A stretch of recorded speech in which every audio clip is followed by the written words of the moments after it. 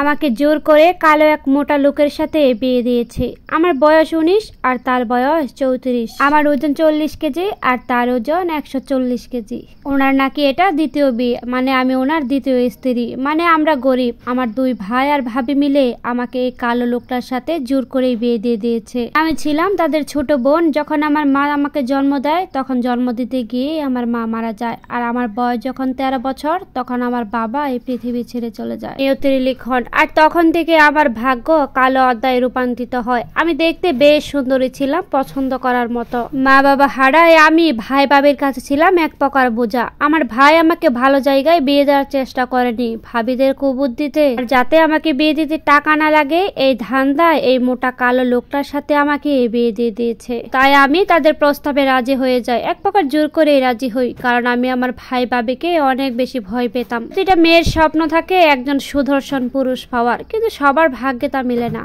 হ্যাঁ, মানলাম জীবনে টাকার প্রয়োজন, কিন্তু অতিরিক্ত লোভ ভালো না। আমি লোভী না, আমি অল্পতেই অনেক বেশি খুশি থাকতাম। কারণ বাবা মা মারা যাওয়ার পর ভাই ভাবি আমার তেমন একটা যত্ন নেয়নি। তাই আমি মনে মনে চাইতাম আমার জীবন সঙ্গী যে হবে সে যেন ভালো হয়, সুদর্শন হয়। আমি যেন তাকে অনেক বেশি ভালোবাসতে পারি আর সেও যেন আমাকে অনেক বেশি ভালোবাসে। যাই হোক, ওই কালো লোকটার সাথে আজ আমার বাসর রাত। আমি লোকটিকে একেবারে মেনে নিতে পারছি না। তার সাথে একসাথে থাকতে কিংবা শারীরিক সম্পর্ক করতে আমার ঘৃণা লাগবে। মনে মনে এমনটাই ভাবছি। আর ভাবছি আমি ওই লোকটাকে কখনোই স্বামী হিসেবে মেনে নিব না, এমনকি তাকে আমার কাছে আসতেও দিব না। তাকে আমি কখনোই স্বামী হিসেবে গ্রহণ করব না। এমনকি 2 দিন যাওয়ার পর আমি এই বাড়ি থেকে পালিয়ে যাব।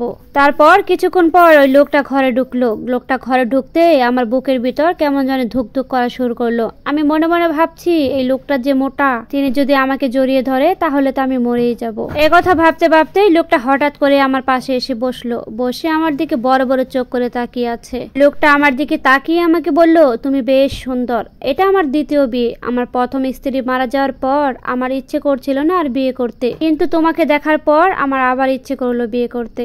আমি জানি আমাকে তোমার মোটেও পছন্দ হয়নি, আর আমাকে পছন্দ হওয়ার মতো না। আমি কালো, দেখতে মোটা, বলতে গেলে এক কথায় আমি তোমার যোগ্যই না। তারপর তিনি বললেন, তোমার কিছু বলার থাকলে এবার বলো। এতক্ষণ তো আমি আমার কথা বললাম। ওনার কথা শুনে আমার মনে হলো লোকটা দেখতে কালো এবং মোটা হলেও ওনার মনটা হয়তো বেশ পরিষ্কার আছে, ফ্রেশ আছে। তার কথাগুলো শুনে আমার অনেক বেশি মায়া লাগলো, কিন্তু তাকে স্বামী হিসেবেও গ্রহণ করতে পারবো না। এক পর্যায়ে তাকে বললাম, আপনি আমার কাছে আসবেন না। আমি আরো বললাম, আমি এখন আপনাকে মেনে নিতে পারবো না, আমার বেশ কিছু সময় লাগবে, আমি নিজেকে অসুস্থ ফিল করছি।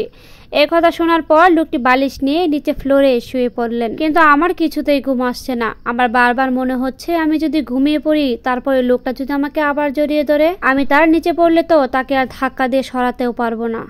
গভীর রাতে আমার অনেক বেশি কান্না পাচ্ছিল আর বারবার বলছিলাম, আল্লাহ কেন আমার কপালটা এমন দিল। সত্যি বলতে কি, আপনি যার সাথে সারা জীবন থাকবেন তাকে যদি আপনার পছন্দ না হয় তাহলে এই আফসোসটা সারা জীবন থেকে যায়। কিছুক্ষণ শুয়ে থাকার পর হঠাৎ করে দেখলাম গং গং শব্দ হচ্ছে। উপরে মাথাটা তুলতেই দেখলাম আমার স্বামী নাক ডাকছে। মনে মনে ভাবলাম যেটুকু ঘুমানোর চেষ্টা করতাম তাও আর হবে না। এত জোরে জোরে নাক ডাকছিল যে ঘুমানোর কোনো দায় নেই। সত্যি বলতে ওনার ভিতরে যত বিরক্তিকর ব্যাপার আছে সবগুলোই ওনার মধ্যে ছিল। এই লোকটাকে আমি তো স্বামী হিসেবে মানতে পারবো না। এমন একটা লোকের কাছে আমার পরিবার আমাকে বিয়ে দিয়েছে যাকে আমি স্বামীর অধিকার দিতে নারাজ। যাই হোক, এই সব কিছু ভাবতে ভাবতে কখন যে ঘুমিয়ে পড়লাম। ঘুম ভাঙলো সকাল 8টায়, তাও মানুষের চেঁচামেচিতে। আমাকে অনেক লোকই দেখতে এসেছে নতুন বউ বলে। আমার শাশুড়ি আমাকে নিয়ে বাহিরের উঠানে একটা চেয়ারে বসিয়ে দিল। আমার শাশুড়ি আমার মুখের ঘুমটা উঠিয়ে দিলেন আর আমার পাশে বসা আছে সেই মোটা কালো লোকটা। সবাই আমাকে একে একে দেখছে আর বেশ প্রশংসা করছে। অনেকে আমাকে দেখছে আর বলছে আগের বউটা থেকে এই বউটা বেশ সুন্দরী। এই কথা শুনে আমার পাশে বসে সে কালো মোটা লোকটা খিলখিল করে আসছে।